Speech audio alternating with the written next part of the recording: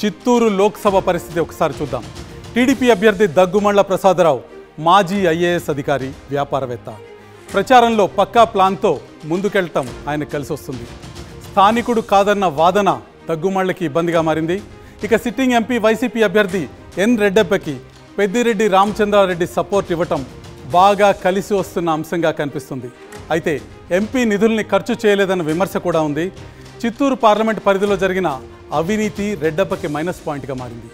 ఈ లోక్సభ పరిధిలోని Nagari, Chittoor, Palamaner, Kuppam assembly సెగ్మెంట్స్లో TDP గెలవబోతోందని మా స్టడీలో చెప్పాము.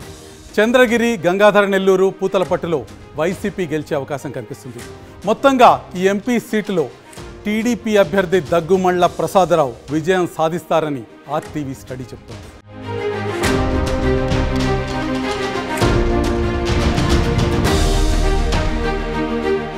మరిన్ని వీడియోస్ కోసం ఛానల్ ని సబ్స్క్రైబ్ చేయండి. లేటెస్ట్ అప్డేట్స్ కోసం వాట్సాప్ ఛానల్ ని ఫాలో చేయండి. అండ్ లింక్ డిస్క్రిప్షన్ లో ఉంది.